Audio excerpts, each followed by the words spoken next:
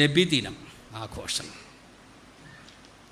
നബിദിനാഘോഷം പുണ്യകർമ്മമാണ്. ആഘോഷം എന്താണ്? പുണ്യകർമ്മമാണ്. അത് അനുവദനീയം എന്ന് മാത്രമല്ല, പിന്നെന്താണ്? പുണ്യകർമ്മവും കൂടെയാണ്. നബിദിനം ആഘോഷിക്കാൻ പാടില്ല, ആചരിക്കാൻ പാടില്ല എന്ന് ചില പണ്ഡിതന്മാരൊക്കെ പറഞ്ഞിട്ടുണ്ടെങ്കിലും അവർ പറഞ്ഞ പൂർവസൂരികളായ പണ്ഡിതന്മാർ പറഞ്ഞവരൊക്കെ ചില പ്രത്യേകമായ സതുദ്ദേശത്തിൽ പറഞ്ഞവരാണ്. പക്ഷേ അതിനെ ഏറ്റുപിടിച്ച് ഇന്ന് ഇതൊക്കെ പാടില്ല, അതൊക്കെ കടുത്ത ബിദ്അത്താണ്, ബിദ്അത്തും മുങ്കറത്താണ്, ഹറാമാണ് എന്നൊക്കെ പറയുന്നത് പരിധി ലംഘനമാണ്. പരിധി ലംഘനമാണ്. ശരീഅത്തിനെ കുറിച്ച് കൃത്യമായി മനസ്സിലാക്കാത്ത, ശരീഅത്തിന്റെ മഖാസിദുകളും ഉസൂലുകളും മനസ്സിലാക്കാതെ പിന്നെ ഇവരൊക്കെ ചോദിക്കുന്നത് എന്താ? നബി ചെയ്തിട്ടുണ്ടോ? അല്ലേ? വേണ്ട, നബി ചെയ്തിട്ടില്ലേ? വേണ്ട. സഹാബാക്കൾ ചെയ്തിട്ടുണ്ടോ? ഏത് സഹാബിയാണ് നബിദിനം ആഘോഷിച്ചിട്ടുള്ളത്? സഹാബാക്കളാണ്. ശരി, വേണ്ട. താബിഈങ്ങൾ ആരാണ് ആഘോഷിച്ചിട്ടുള്ളത്? ഇല്ല. എന്നാ വേണ്ട, ഇമാമിയങ്ങൾ ആരാണ് ഇമാമിയങ്ങൾ ആരെങ്കിലും പറഞ്ഞതായിട്ട് പറഞ്ഞ പിന്നെ ആ ചോദ്യം ചോദിക്കില്ല. അതുകൊണ്ട് ഇമാമിയങ്ങൾ 4 മദ്ഹബിൻ്റെ ഇമാമിയങ്ങൾ ആരാണ് നബിദിനം ആഘോഷിച്ചിട്ടുള്ളത്?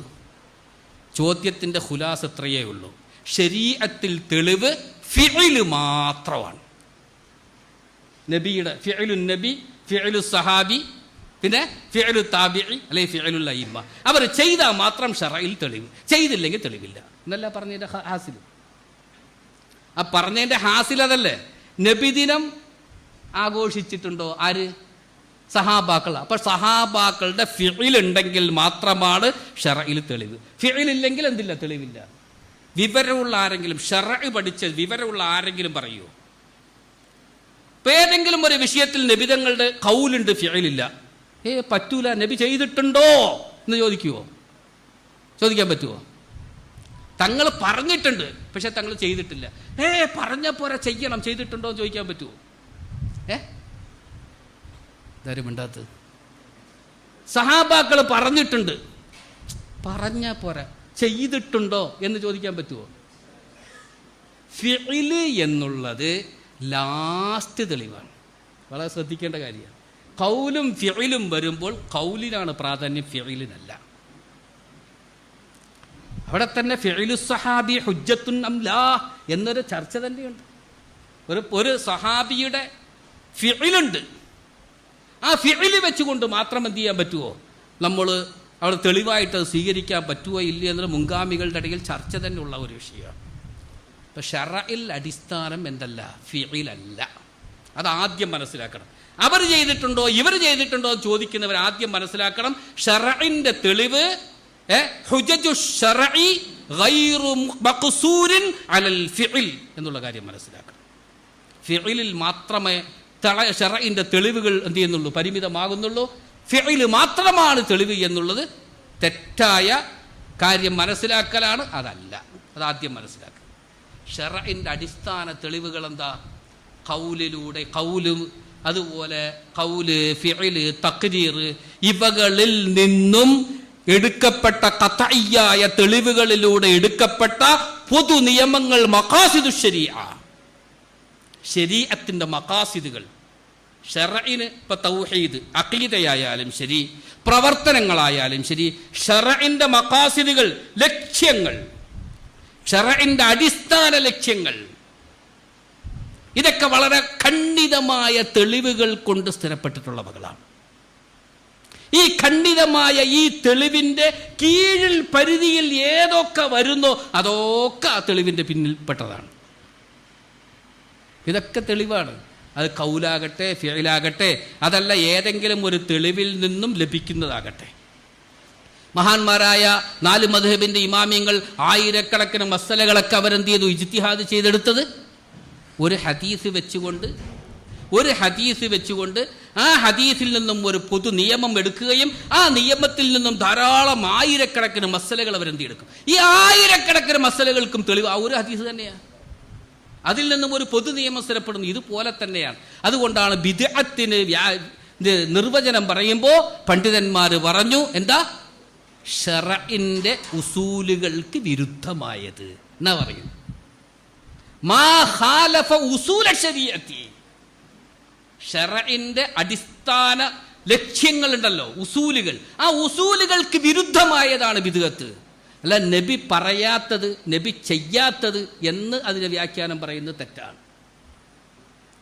അതുകൊണ്ട് തന്നെയാണ് ഇമാം നവവി റഹ്മഹുല്ലായെ പോലുള്ള, ഇമാം സുബ്കിയെ പോലുള്ള, മുല്ലാ അലിയുൽ ഖാരിയെ പോലുള്ള, അങ്ങനെ തുടങ്ങി ധാരാളം പണ്ഡിതന്മാർ, ഇമാം സഖാഫി, ഇമാം ഖസ്തല്ലാവി, പേരുകൾ എണ്ണിപ്പറയുകയാണെങ്കിൽ ഒരുപാടുണ്ട്. ഇത്രയും വലിയ ഹാഫിൽ ഇബ്നു ഹജർ അൽ അസ്ഖലാനി റഹ്മഹുല്ലാ മുതൽ തുടങ്ങിയ ഒരുപാട് പണ്ഡിതന്മാർ നബിദിനം ആഘോഷിച്ചിട്ടുള്ളതും അത് ആഘോഷിക്കാൻ അവർ പ്രേരിപ്പിച്ചിട്ടുള്ളതും.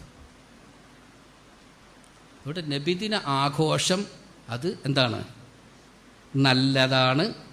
അവൻ്റെ നല്ല നബിയോടുള്ള മഹബത്തിൻ്റെ പേരിലും നബി എന്ന ആ നിഅമത്ത് തനിക്ക് ലഭിച്ചതിലുള്ള സന്തോഷ പ്രകടനത്തിൻ്റെ ഭാഗവുമാകുകയാണെങ്കിൽ അത് പുണ്യകർമ്മവുമാണ്. യുസാബു അലൈഹി ഫായിലുഹു, അത് കൂലി കിട്ടും. എന്നാൽ ഏത് നബിദിനാഘോഷമാണ് പുണ്യകർമ്മം? എങ്ങനെ നബിദിനം ആഘോഷിച്ചാലാണ് പുണ്യമാകുന്നത്? എങ്ങനെ നബിദിനം ആഘോഷിച്ചാൽ കുറ്റകരമാകും, ശിക്ഷയാകും, ദീനിനെ പിച്ചു ചീന്തലാകും? അതും കൂടെ നമ്മൾ ഈ നബിദിനം ആഘോഷിച്ച് ഈ പണ്ഡിതന്മാർ അതുകൂടെ പറഞ്ഞു തന്നിട്ടുണ്ട്. നബിദിനം ആഘോഷിക്കാൻ പറഞ്ഞതോടൊപ്പം എങ്ങനെ ആഘോഷിക്കണം എന്നുകൂടെ ഈ പണ്ഡിതന്മാർ പറഞ്ഞു തന്നിട്ടുണ്ട്. നമ്മളെല്ലാവരുടെയും നബിദിനം ആഘോഷിക്കാൻ പറയും, അതിനെതിരെ വരുന്ന പുത്തൻവാദികളുടെ വാദങ്ങൾക്ക് മറുപടി പറയും. അത്രയേ ഉള്ളൂ. ഈ മഹത്തുക്കളൊക്കെ എങ്ങനെ ആഘോഷിക്കാൻ പറഞ്ഞു എന്നുള്ളത് നമ്മൾ പറയില്ല, അത് ചെയ്യൂല. എന്തേ? മഹാനായ ഹാഫിൽ ഇബ്നു ഹജർ അൽ അസ്ഖലാനി റഹ്മഹുല്ലാ മഹാനവറുകളാണ്. മഹാനവറുകളുടെ വാക്ക് എടുത്തുദ്ധരിച്ചുകൊണ്ടാണ് ഇമാം സുയൂത്തി അൽ ഹാദിയിൽ എന്ത് ചെയ്യുന്ന നബിദിനാഘോഷം പുണ്യകരമാണ് എന്ന് സ്ഥാപിക്കുന്നത്. ഹാഫിൽ ഇബ്നു ഹജർ അൽ അസ്ഖലാനി റഹ്മഹുല്ലാ പറയുന്നത് കേൾക്കി.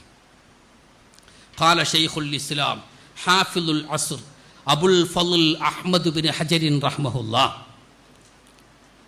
അദ്ദേഹം പറഞ്ഞിട്ട് അവിടെ പറയുന്നതിൻ്റെ ഹാസിൽ ചുരുക്കം ഇതാണ്: നബിദിനം ആഘോഷിക്കുന്നത് ഏതടിസ്ഥാനത്തിലാണ്?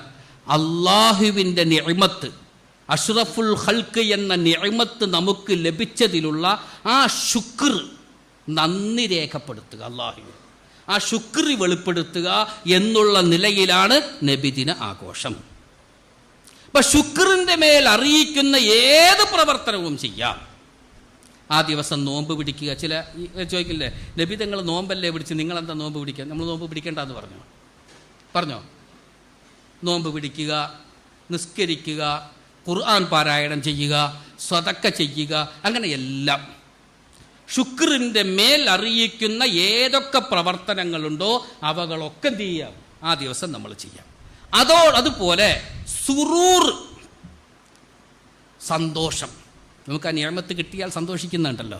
നമ്മുടെ വീട്ടിലൊരു കുട്ടി ജനിച്ചു, അല്ലെങ്കിൽ ആരെങ്കിലും യാത്ര കഴിഞ്ഞ് തിരിച്ചു വന്നു, ഇങ്ങനെയൊക്കെ ഉണ്ടല്ലോ. അപ്പോൾ സന്തോഷത്തിൻ്റെ ദിവസങ്ങളുണ്ടല്ലോ.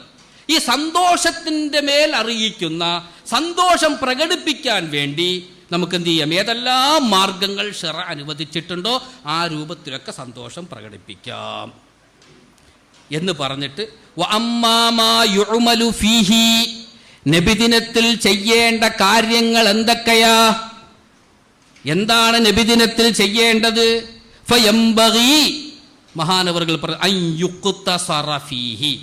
യുക്തസറ, പണ്ഡിതമൊക്കെ ഖസ്ർ എന്ന് പറഞ്ഞാൽ എന്താ? പരിമിതപ്പെടുത്തുക. ഇത്രയേ ചെയ്യാവൂ. അതാണ് യുക്തസറ ഫീഹി. അതിൽ നമ്മൾ പരിമിതപ്പെടുത്തണം. അലാമാ യുഫ്ഹിമു ശുക്ര ലില്ലാഹി തആല, അള്ളാഹുവിനുള്ള ശുക്രിന്റെ മേൽ അറിയിക്കുന്ന പ്രവർത്തനങ്ങളിൽ പരിമിതപ്പെടുത്തണം. മിൻ നഹവി മാ തഖദ്ദമ ദിക്റുഹു മിനത് തിലാവത്തി വൽ ഇത്ആമി വസ്സദഖ. ഇതൊക്കെയാണ് ചെയ്യേണ്ടത്. അന്നദാനം. ഇത് എന്തല്ല, ഞങ്ങളുടെ നാട്ടിലൊക്കെ പറയുന്നത് കന്തൂരി എന്ന് പറയും. അങ്ങനെയുണ്ട്. ഇവിടെ എങ്ങനെയാണ് പറയുന്നത്? നബിദിനത്തിന് ചാപ്പാട് വെച്ച് കൊടുക്കുന്നത് ദാനം എന്ന് പറഞ്ഞാൽ എന്താ? ദാനം എന്ന് പറഞ്ഞാൽ എന്താ? എല്ലാവരും കൂടെ ചേർന്ന് പിരിച്ചിട്ട് എല്ലാവരും കൂടെ ഇരുന്ന് ചാപ്പിടുകയെ, അതാണോ ദാനം? ഇതിന് ദാനം എന്ന് പറയുമോ? നമ്മൾ 4-5 പേര് ചേർന്നിരുന്ന ആൾക്ക് 1000 രൂപ വെച്ചെടുത്തു, എന്നിട്ട് എന്ത് ചെയ്തു? ഒരു ആട് വാങ്ങിച്ച് വെട്ടി എല്ലാവരും കൂടെ കൂശാലായി ചാപ്പാട് പഠിച്ചിട്ട് പിരിഞ്ഞു. ഇത് ദാനമാകുമോ? ഇവിടെ നബിദിനവുമായി ബന്ധപ്പെട്ട് നടക്കുന്ന അന്നദാനങ്ങൾ 2 തരത്തിൽ നടക്കുന്നുണ്ട്. ധാരാളം മഹല്ലുകളിൽ ആ മഹല്ല് അംഗങ്ങളിൽ നിന്നും എന്ത് ചെയ്യുന്നു? ഒരു നിശ്ചിത തുക പിരിക്കുകയും ആഹാരമൊക്കെ വെച്ചിട്ട് ആ മഹല്ലിലുള്ള അംഗങ്ങളുടെ എത്തിച്ചു കൊടുക്കുന്നതോടൊപ്പം പുറമേ നിന്ന് വരുന്ന സാധുക്കൾക്കും ഫുഖറാക്കൾക്ക് കൂടെ എന്ത് ചെയ്യുന്ന ആഹാരം കൊടുക്കും. ടോക്കൻ ഉണ്ടെങ്കിലും ഇല്ലെങ്കിലും, ടോക്കൻ ഉണ്ടെങ്കിലും ഇല്ലെങ്കിലും പുറമേ നിന്ന് വരുന്ന സാധുക്കൾക്കും മറ്റുമൊക്കെ എന്ത് ചെയ്യുന്നു? ആഹാരം നൽകുന്ന ഒരു രീതിയുണ്ട്. ഇതൊന്ന്. രണ്ടാമത് രീതി, കാശ് കൊടുത്തവർക്ക് ടോക്കൻ കൊടുക്കും. ആ ടോക്കൻ കൊണ്ടുവരുന്നവർക്ക് മാത്രം ആഹാരം, ബാക്കിയുള്ളവർക്ക് ആർക്കും അങ്ങോട്ട് പ്രവേശനവുമില്ല. ഇതും നടക്കുന്നു. ഇല്ലേ? ഇല്ല ഇല്ല എന്ന് പറയുന്നു. അപൂർവമായിട്ടല്ല, ഇങ്ങനെയും നടക്കുന്നുണ്ട്. ഈ 2 എണ്ണത്തിൽ ആദ്യം പറഞ്ഞത് ഏത്? പിരിക്കണമല്ലോ, പൈസ വെറുതെ ആകാശത്തു നിന്ന് ഇറങ്ങില്ലല്ലോ. അപ്പോൾ ആ നാട്ടുകാരെല്ലാവരും കൂടെ ചേർന്ന ആളുടെ കയ്യിൽ കാശെടുക്കുക.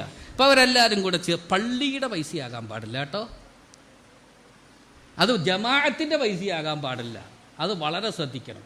പള്ളിയുടെ പൈസ ഇതിനു വേണ്ടി എടുത്തു കഴിഞ്ഞാൽ അത് ഹറാമാണ്. പള്ളി പൈസ എടുക്കാൻ പാടില്ല. പിന്നെ നാട്ടുകാരിൽ നിന്നും ഇതിനു വേണ്ടി പിരിച്ച് എന്ത് ചെയ്തു? ആഹാരമൊക്കെ തയ്യാറാക്കി ആ മഹല്ലിലുള്ളവർക്കും പുറത്തു നിന്ന് വരുന്നവർക്ക് എല്ലാവർക്കും കൊടുക്കുമ്പോൾ എല്ലാവർക്കും ഒരുപോലെ തന്നെ കൊടുക്കണമെന്നൊന്നുമില്ല. അംഗങ്ങൾ കൂടുതലുള്ളവർക്ക് അതനുസരിച്ചൊക്കെ എന്ത് കൊടുക്കും? വരുന്നവർ ആരെയും തടയില്ല. ആഹാരം കഴിക്കാൻ അവിടെ വരുന്നവർ ആരെയും എന്ത് ചെയ്യില്ല? തടയില്ല. ഇത് അന്നദാനത്തിൽ പെട്ടതാണ്, പുണ്യപ്രവർത്തിയാണ്. ഇൻഷാ അല്ലാഹ് ഷെയ്ഖ് ജീലാനിയെ കുറിച്ച് പറയുമ്പോൾ നമുക്ക് സമയം കിട്ടുകയാണെങ്കിൽ അതിലേക്ക് കിടക്കാം. ഷെയ്ഖ് ജീലാനി ഏറ്റവും കൂടുതൽ പ്രാധാന്യം നൽകിയിട്ടുള്ള അന്നദാനത്തിനാണ്. അപ്പോൾ ഇൻഷാ അല്ലാഹ് അത് പിന്നെ പറയാം. അപ്പോൾ ഏതായാലും ഇത് നല്ല കാര്യമാണ്. എന്നാൽ കുറച്ച് പേരെന്ത് ചെയ്ത് ചേർന്ന് പിരിച്ചു, ചാപ്പാട് വെച്ചു, അവർ തന്നെ എന്ത് ചെയ്ത് കഴിച്ചു. പുറമേ നിന്ന് വരുന്നവർക്ക് ആർക്കും എന്ത് ചെയ്യുന്നില്ല, ഒന്നും കൊടുക്കുന്നില്ല എങ്കിൽ അത് അന്നദാനമല്ല. അവിടെ ദാനം എന്ത് ചെയ്യില്ല, അതിൽ പെടുന്നില്ല. 2 രീതിയിലും നടക്കുന്നുണ്ട്. അതിൽ ആദ്യം പറഞ്ഞത് ശർഈയാണ്, ശരീഅത്ത് അനുകൂലിച്ചതും പുണ്യകർമ്മമാണ്. രണ്ടാമത് പറഞ്ഞത് കുറ്റകരവുമാണ്. അത് നബിതങ്ങളുടെ പേരിൽ ചെയ്യുകയാണെങ്കിൽ കുറ്റകരം എന്ന് പറഞ്ഞാൽ അതാണ്. നബിതങ്ങളുടെ പേരിൽ ചെയ്യുമ്പോഴും കുറ്റകരമാണ്. അല്ലാതെ ഇപ്പോൾ 4 പേര് ചേർന്ന് കാശ് പിരിച്ച് ഒരു ചാപ്പാടുണ്ടാക്കി എല്ലാവരും കൂടെ തിന്നുന്നതിൽ എന്ത് കുഴപ്പം? അത് മുബാഹല്ലേ, അവിടെ കുഴപ്പമൊന്നുമില്ലല്ലോ. നബിതങ്ങളുടെ പേരിലാകുമ്പോഴാണ് എന്ത് ചെയ്യുന്നത്? അത് കുറ്റകരമാണ്. ശരി, അവിടെ ഇരിക്കട്ടെ. എന്നിട്ട് അദ്ദേഹം പറയുന്നു, ഇത്ആം സദഖകൾ ചെയ്യപ്പോൾ പലവിടെയും എന്ത് ചെയ്യുന്നുണ്ട്? ഒരുപാട് ജീവകാരുണ്യ പ്രവർത്തനങ്ങളൊക്കെ നടത്തുന്നുണ്ട് നബിദിനവുമായി ബന്ധപ്പെട്ട്, അല്ലേ? വീട് വെച്ച് കൊടുക്കുന്നത്, അതുപോലെ പാവപ്പെട്ട പെൺകുട്ടികൾക്ക് കല്യാണത്തിൻ്റെ തുക, ഇങ്ങനെ തുടങ്ങി ഒരുപാട് ജീവകാരുണ്യ പ്രവർത്തനങ്ങൾ നടത്തുന്നുണ്ട്. ഇങ്ങനെയുള്ളവകൾ വഇൻഷാദി ശൈഇൻ മിനൽ മദായിഹി നബവിയ്യ, നബിതങ്ങളുടെ മദ്ഹിൻ്റെ മേൽ അറിയിക്കുന്ന എന്തെങ്കിലുമൊക്കെ പാടുക, പറയുക, വാള് മജ്ലിസുകൾ നടത്തുക, അതൊക്കെ അതിൽപ്പെട്ടു. വാള് മജ്ലിസുകൾ നടത്തുക, മൗലിദ് പാരായണം നടത്തുക, വസ്സുഹുദിയ്യ അൽ മുഹർരിഖത്തി ലിൽ ഖുലൂബ്, ഹൃദയങ്ങളെ ഇലാ ഫിഇലിൽ ഖൈർ, നന്മയിലേക്ക് ഹൃദയങ്ങളെ പ്രേരിപ്പിക്കുന്ന നല്ല പാട്ടുകൾ, സുഹുദിയായ പാട്ടുകൾ. കണ്ട പെണ്ണിനെ വർണ്ണിച്ചുകൊണ്ടല്ല, എന്തൊക്കെയുണ്ടല്ലോ സ്വർഗ സ്ത്രീകളെ വർണ്ണിക്കുക എന്നുള്ളത്. എന്താ ഒരു പാട്ട്, ഒരു ഹിറ്റായ പാട്ടുണ്ടല്ലോ സ്ഥലം, സംകൃത പമാനിത, അങ്ങനെ അല്ലേ? പച്ച സെക്സ് പറയുന്ന പാട്ട് കേൾക്കുന്നവർക്ക് ബും ബും ബും എന്ന് തോന്നും. അത് എന്താ പറയുന്ന അറിയില്ല. ശ്രദ്ധിച്ച് നോക്കിയറിയാം, പച്ച സെക്സാ പറയുന്നത്. ഇപ്പം ഏതായാലും ആ വാക്കുകൾ ഇതിലൂടെ പറയാൻ പറ്റൂല. ഇങ്ങനെ തുടങ്ങിയുള്ള പാട്ടുകൾ ഇതല്ല. സുഹുദിയായ, പടച്ചോനെ ഓർമ്മപ്പെടുത്തുന്ന, ആഖിറത്തിനെ കുറിച്ച് ഓർമ്മിപ്പിക്കുന്ന, നന്മകൾ ചെയ്യാൻ പ്രേരിപ്പിക്കുന്ന സുഹുദിയായ പാട്ടുകൾ. ഇതൊക്കെയാണ് നബിദിനവുമായി ബന്ധപ്പെട്ട് മൗലിദ് പാരായണം, വഅള് പരിപാടികൾ, അന്നദാനം, സദഖ, സദഖ, ഇങ്ങനെ തുടങ്ങിയുള്ള ഇത്തരം നല്ല നല്ല കർമ്മങ്ങൾ. നബിതങ്ങൾ ആരാണ്, നബിതങ്ങളുടെ സ്വഭാവം എന്താണ്, നബിതങ്ങൾ എന്തൊക്കെ നമ്മൾ ഈ ഉമ്മത്തിന് വേണ്ടി ചെയ്തു എന്നൊക്കെ എന്ത് ചെയ്യുക, നബിതങ്ങളെക്കുറിച്ചൊന്ന് പരിചയപ്പെടുത്തുക, ലോകത്തിന് പരിചയപ്പെടുത്തുക. ഇതൊക്കെയാണ് നബിദിനവുമായി ബന്ധപ്പെട്ട് നമ്മൾ ചെയ്യേണ്ടത്. ഇനി അടുത്തുകൂടെ ശ്രദ്ധിച്ചോടെ. ഞാൻ എഴുതിയത് എൻ്റെ വകയല്ല. അമ്മാമ യത്ബഉദാലിക, ഇനി ഇതിനോട് തുടർന്ന് നടക്കുന്ന മിനസ്സമാഇ വല്ലഹ്വി, വിനോദങ്ങൾ. സമാ എന്ന് പറഞ്ഞു കഴിഞ്ഞാൽ സൂഫിയാക്കളുടെ ഇസ്തിലാഹിൽ പറയുന്ന ഒരു പദമാണ്. നല്ല പാട്ടും ഡാൻസും ഒക്കെ ആയിട്ട് എന്ത് ചെയ്യുക, പാട്ട് പാടുമ്പോൾ ആ പാട്ടിനൊത്തെന്ത് ചെയ്യുക, ഡാൻസ് കളിക്കുക, നൃത്തം ചെയ്യുക.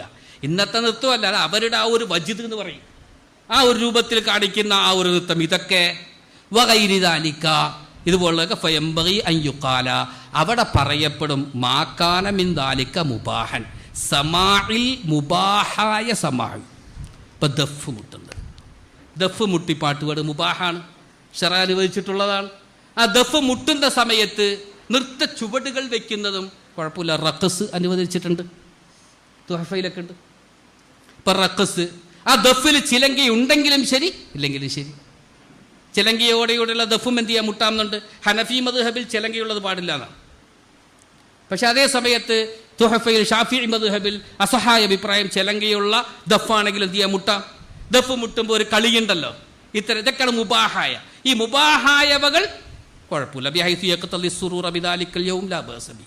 പക്ഷേ വമാ കാന ഹറാമൻ, ഹറാമായ വിനോദങ്ങൾ, ഔ മക്രൂഹൻ, അല്ലെങ്കിലോ മക്രൂഹായ വിനോദങ്ങൾ, ഫയുംനഉ, അതൊക്കെ തടയണം, പാടില്ല. നബിദിനത്തിൻ്റെ പേരിൽ ചെയ്യുകയാണെങ്കിൽ കടുത്ത ഹറാമാണ്. വകദാ മാ കാന ഖിലാഫൽ ഔലാ, നല്ലതല്ല എന്ന് പറയപ്പെട്ട കാര്യങ്ങൾ പോലും നബിദിനത്തിൽ ചെയ്തുകൂടാ. ഹറാമ് മാത്രം ഒഴിവാക്കിയാൽ പോരാ, പിന്നെ എന്ത് ചെയ്യണം? ഹറാമ് ഒഴിവാക്കണം, മക്രൂഹ് ഒഴിവാക്കണം, ഖിലാഫുൽ ഔല പോലും ഒഴിവാക്കണം. ഇതാണ് നബിദിനം ആഘോഷിക്കാം എന്ന് പറഞ്ഞ പണ്ഡിതന്മാർ നമ്മളോട് പറഞ്ഞു തന്നിട്ടുള്ളത്. ഇന്ന് നമ്മൾ എന്തൊക്കെയാണ് ചെയ്യുന്നത്? നബിദിനത്തിൻ്റെ പേരിൽ നമ്മൾ എന്തൊക്കെയാണ് ചെയ്യുന്നതെന്ന് പറയും. നമ്മുടെ മഹല്ലുകളിൽ നടക്കുന്ന പരിപാടി എന്തൊക്കെയാണ് നമ്മൾ ചെയ്യുന്നത്? ഇതിന് ചുക്കാൻ പിടിക്കുന്നത് പള്ളിയിൽ നിൽക്കുന്ന നമ്മൾ. ചോദിച്ചാൽ പറയും, ഉസ്താദെ എനിക്കതിൽ തൃപ്തി ഉണ്ടായിട്ടൊന്നും അല്ല, എനിക്കതിൽ യോജിപ്പുണ്ടായിട്ടൊന്നും അല്ല, പിന്നെ എന്ത് ചെയ്യണം? കൂടെ നിന്നല്ലേ പറ്റുമോ?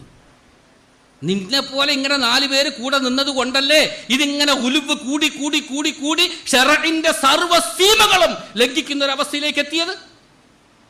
എന്നിട്ട് ഇതിനൊക്കെ നമ്മൾ തെളിവ് പറഞ്ഞു കൊടുക്കണോ? നബിദിനത്തിന്റെ പേരിൽ, അള്ളാന്റെ റസൂലിന്റെ പേരിൽ മഹാനായ ഇബ്നുൽ ഹാജ് റഹ്മത്തുള്ളാഹി അലൈഹി തന്റെ അൽ മദ്ഖലിൽ പറയുന്ന ഒരു ഗൗരവമായ ഒരു വാക്കുണ്ട്. സാധാരണ ദിവസത്തിൽ ചെയ്യുന്നതിനേക്കാൾ കടുപ്പം കൂടിയതാണ്, കടുപ്പമേറിയ ഹറാമാണ് നബിദിനത്തിൽ തോന്നിയാസങ്ങൾ ചെയ്യൽ.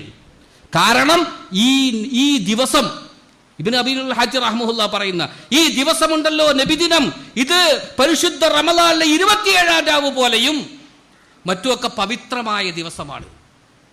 അള്ളാന്റെ റസൂലിനെ ഈ ഭൂമിയിലേക്ക് അയക്കാൻ അള്ളാഹു തെരഞ്ഞെടുത്ത ദിവസമാണത്. ആ ദിവസത്തിൽ തന്നെ അള്ളാന്റെ റസൂലിന്റെ പേരും പറഞ്ഞിട്ട് അള്ളാന്റെ റസൂലിന്റെ ദീനിനെ ചവിട്ടിത്തേക്കുന്ന, പിറ്റിച്ചീന്തുന്ന പരിപാടി നമുക്ക് എങ്ങനെ സഹിക്കാൻ കഴിയും? നമുക്ക് എങ്ങനെ അനുകൂലിക്കാൻ പറ്റും? പണ്ഡിതന്മാരെല്ലാവരും ഒറ്റക്കെട്ടായിട്ട് അവരവരുടെ മഹല്ലുകളെ നിയന്ത്രിക്കുകയാണെങ്കിൽ ഈ പരിപാടികൾ, ഈ തോന്നിയാസങ്ങളൊക്കെ ഒരു പരിധി വരെ നിൽക്കില്ലേ? നമ്മൾ മിണ്ടാതിരിക്കുന്നു. മഹല്ലുകൾ തീരുമാനമെടുക്കണം. ചെയ്യുന്ന കുറെ പിള്ളേരല്ലേ, ആ പിള്ളേരെ നിയന്ത്രിക്കാൻ എന്തേ മഹല്ലുകൾക്ക് കഴിയില്ലേ? മഹല്ലുകൾ തീരുമാനിച്ച് പണ്ഡിതന്മാർ ഏകോപിച്ച്, അതാത് പ്രദേശത്തുള്ള പണ്ഡിതന്മാർ ഏകോപിച്ച് നബിദിനത്തിൽ ചെയ്യേണ്ട കാര്യങ്ങൾ ഇന്നതൊക്കെ, ഇന്നൊന്നും ചെയ്യാൻ പാടില്ല എന്ന് കണിശമായി പറഞ്ഞാൽ ഒരു പരിധിവരെ നമുക്ക് നിയന്ത്രിക്കാൻ പറ്റുമല്ലോ.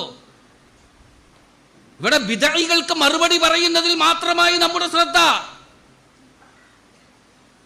നബിദിനം ആഘോഷിക്കണം ആഘോഷിക്കണം ആഘോഷിക്കണം എന്ന് പറയുന്നതിൽ മാത്രമായി നമ്മുടെ ശ്രദ്ധ. ആ പേരിൽ കാണിക്കുന്ന തോന്യാസങ്ങൾ, ആ പേരിൽ കാണിക്കുന്ന ഹറാമുകളും ബിദ്അത്തുകളും മുങ്കറാത്തുകളും, അതിനെ എതിർക്കാൻ നമുക്ക് സമയം കിട്ടുന്നില്ല, കണ്ടാലും കാണാതെ വിടുന്നു. അല്ലാഹു കാക്കട്ടെ. ഇടയ്ക്ക് ഉസ്താദ് പറയുണ്ടായി, ഇപ്പോൾ പുതുതായിട്ട് തുടങ്ങിയതാണ്, നബിദിനം ആയിക്കഴിഞ്ഞാൽ സുബ്ഹാന റബ്ബി, പിന്നെ പള്ളികളെല്ലാം അലങ്കരിച്ച് ലൈറ്റുകൾ, അത് ആദ്യം കുറച്ച് ലൈറ്റ്, പിന്നെ ഇപ്പം വർഷങ്ങൾ കഴിയും തോറും ആദ്യം പള്ളിയുടെ ഉള്ളിലൊക്കെ കുറച്ച് നല്ല ലൈറ്റൊക്കെ ഇട്ടതൊക്കെയായിരുന്നു, പിന്നെ പുറത്തായി, ഇപ്പം വഴിയിലായി, ഇപ്പം റോഡായി, പിന്നെ കിലോമീറ്ററുകളായി. അത് കഴിഞ്ഞിട്ടോ പിന്നെ അവിടെ നിന്ന് ഈ പച്ച പുല്ല്, ലക്ഷങ്ങൾ വില മതിക്കുന്ന പുല്ലൊക്കെ കൊണ്ടുവന്ന് ഇത് അലങ്കരിച്ച്, ഇത് ഓരോ പറയുകയാണെങ്കിൽ ഇങ്ങനെ കൂടി വരുന്നു. ഇമാം നവവി പറയുന്നു കേൾക്ക്. എൻ്റെ ഇടയിൽ ഇടയ്ക്കൊന്നുകൂടെ പറയട്ടെ. നമ്മുടെ ഇമാമിങ്ങൾ നബിദിനം ആഘോഷിക്കാൻ പറഞ്ഞ, മൗലിദ് ഓതാൻ പറഞ്ഞ, മൗലിദ് ഓതുന്നത് പുണ്യകരമാണെന്ന് പറഞ്ഞ, നബിദിനം ആഘോഷിക്കുന്നത് പുണ്യകരമാണെന്ന് പറഞ്ഞ നമ്മുടെ ഇമാമിങ്ങൾ അവർ പറയുന്നു എന്ന് കേൾക്കി. സുഇല നഫഅല്ലാഹു ബി, മഹാനായ ഇബ്നു ഹജർ തങ്ങളോട് ചോദിക്കപ്പെട്ടു, അൻ ഹുക്മിൽ മവാലിദി വൽ അദ്കാരില്ലത്തി യുഫ്അലു ഫീ കസീരിൻ മിനൻ നാസ് ഫീ ഹാദ സമാൻ. ആധുനിക കാലഘട്ടത്തിൽ നടക്കുന്ന മീലാദ്, മൗലിദുകളെക്കുറിച്ച്, ദിക്റുകളെക്കുറിച്ചൊക്കെ മഹാനവറുകളോട് ചോദിക്കപ്പെട്ടു. ഹൽ ഹിയ സുന്നത്തും ഫളീലത്തും ബിദ്അത്തുൻ, സുന്നത്താണോ, നല്ലതാണോ, അതല്ല ബിദ്അത്താണോ എന്നുള്ള ചോദ്യങ്ങൾ. ആ ചോദ്യത്തിന് മഹാനവറുകൾ പറഞ്ഞ മറുപടി, ആ ചോദ്യം നീണ്ടു പോകുന്നുണ്ട്. ആ ചോദ്യത്തിന് മഹാനവറുകൾ പറഞ്ഞ മറുപടി എന്താണെന്നറിയാവോ? എന്താ പറഞ്ഞത്?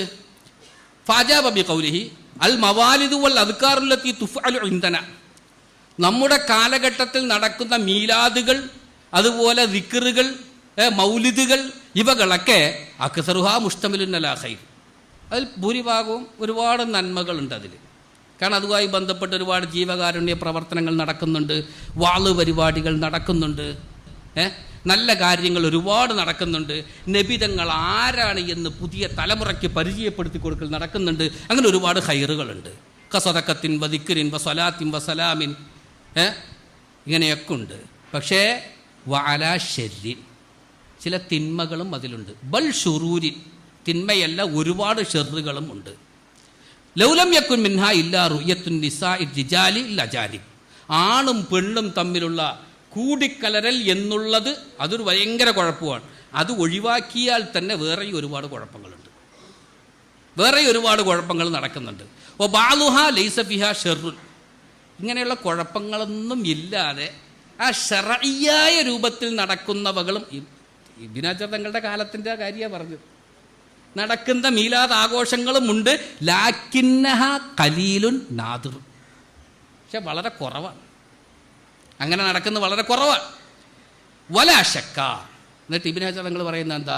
സംശയമില്ല, അന്നൽ ഖിസ്മൽ അവ്വല, ആദ്യം പറഞ്ഞു എന്ന് വെച്ചാൽ ഷെറുകൾ ഉൾക്കൊണ്ട ആഘോഷങ്ങൾ, അതിൽ കുഴപ്പങ്ങളുണ്ട്.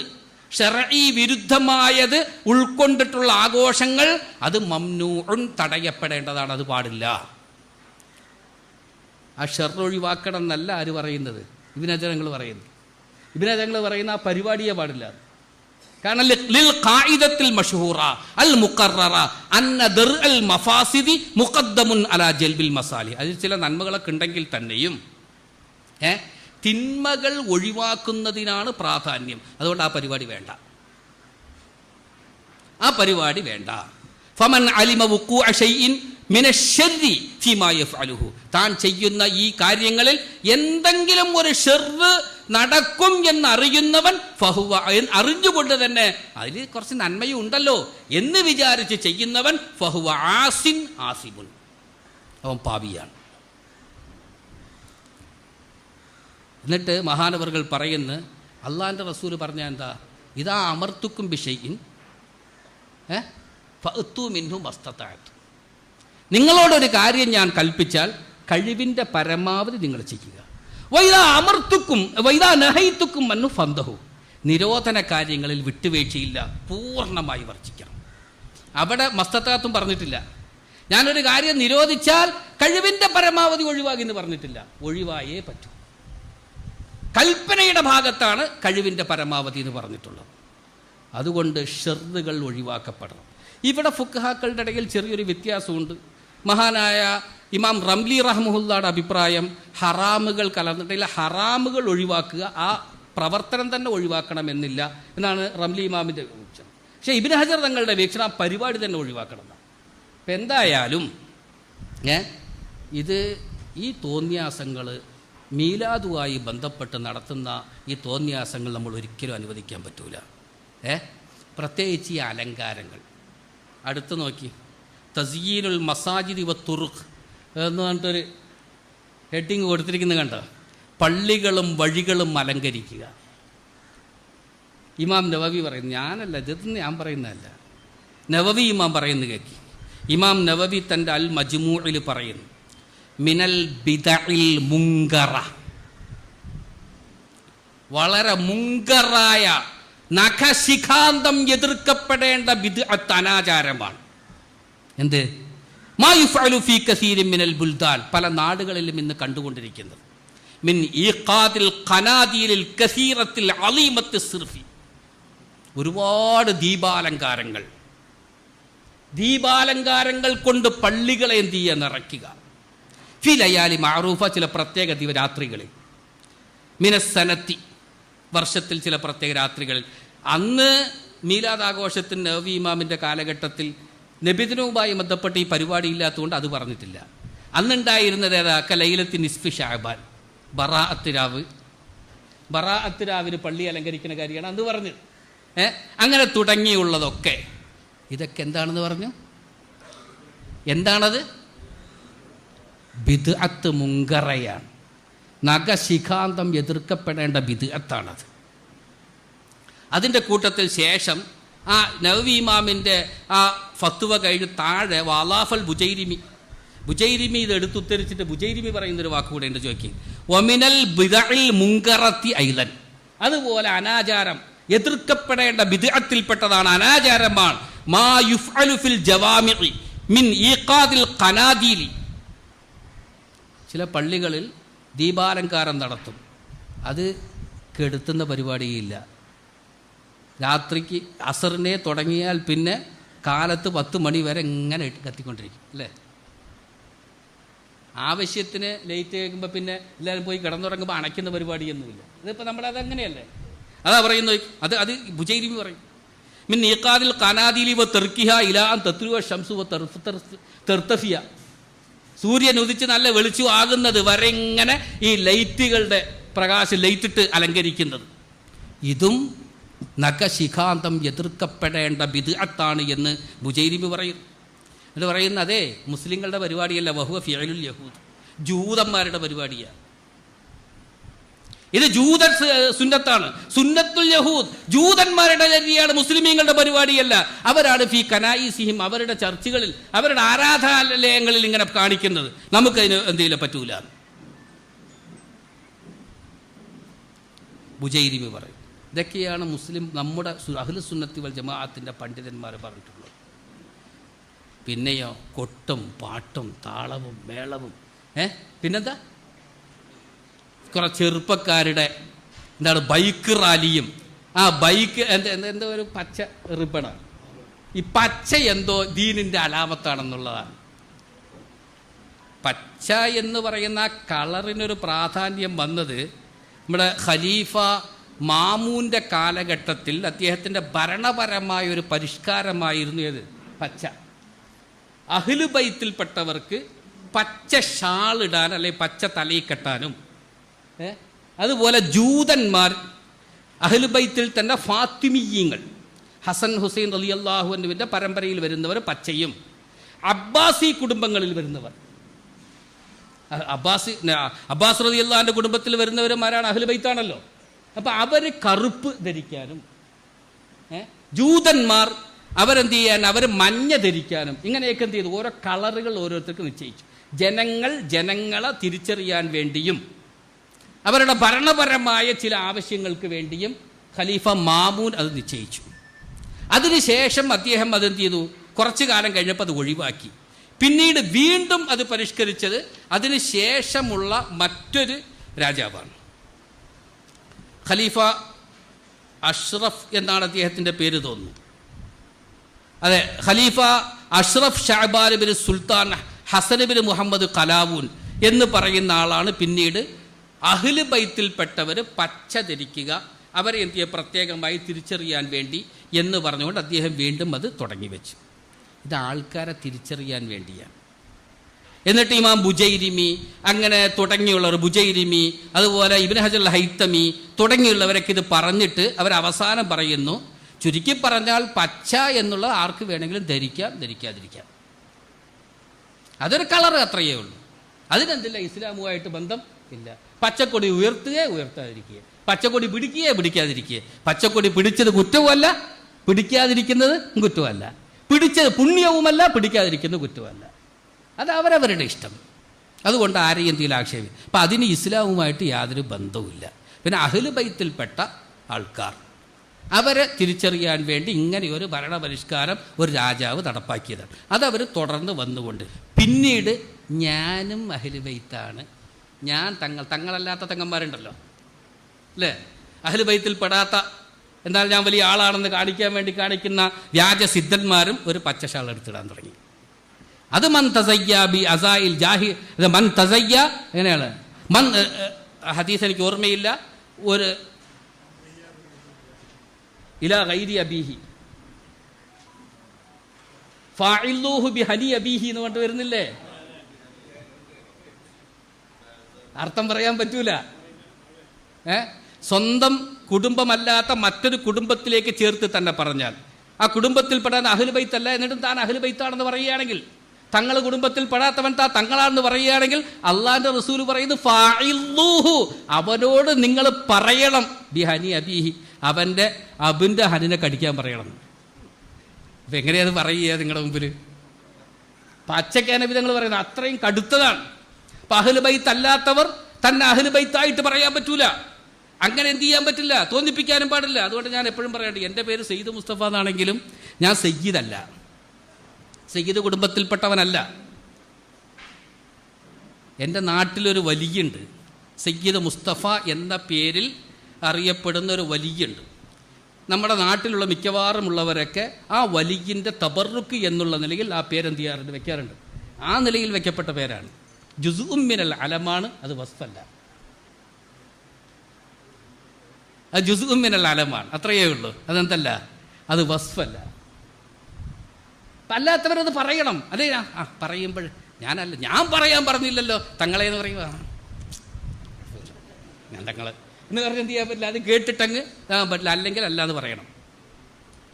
അത് പാടില്ല, അത് പറ്റുന്ന കാര്യം. അപ്പം അവരുടെ ആ സീനത്ത്, അവർക്ക് മാത്രം പ്രത്യേകമായുള്ള സീനത്ത് മറ്റുള്ളവരെന്ത് ചെയ്യാൻ പറ്റില്ല, മറ്റുള്ളവരെ തെറ്റിദ്ധരിപ്പിക്കാൻ വേണ്ടി ആകാനും പാടില്ല. അല്ലാതെ പച്ചയ്ക്ക് പ്രത്യേകിച്ചൊരു പ്രത്യേകതയൊന്നുമില്ല.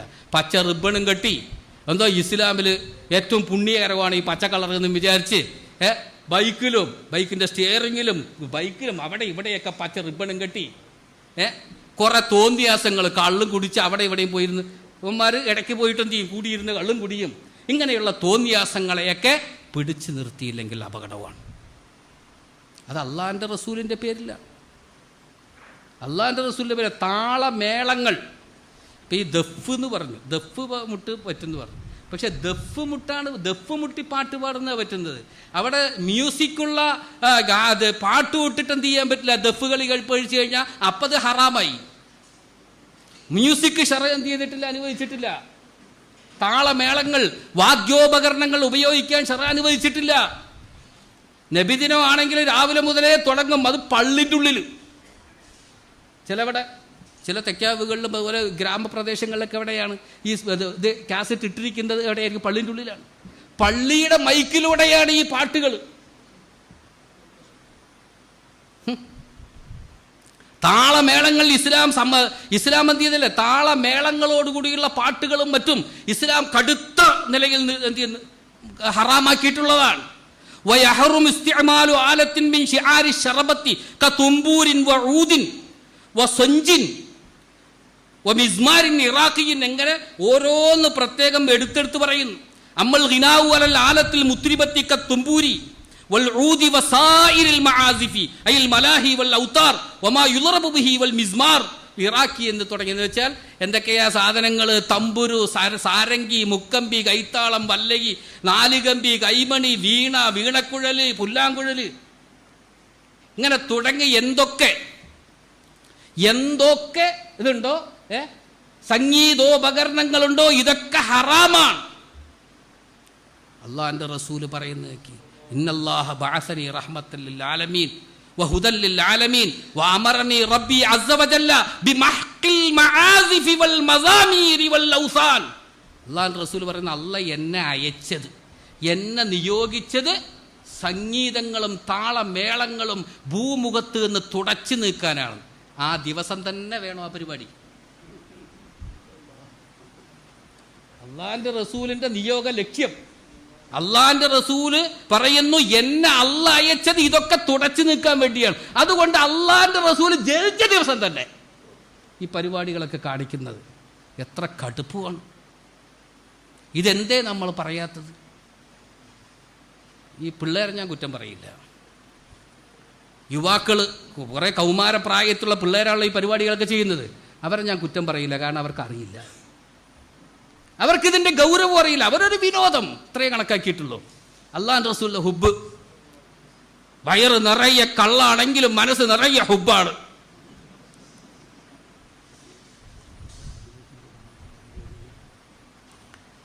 സമയം ആയിക്കൊണ്ടിരിക്കുന്നു. അതുകൊണ്ട് ഇൻഷാ അല്ലാഹ് ഞാൻ കൂടുതൽ നീട്ടുന്നില്ല.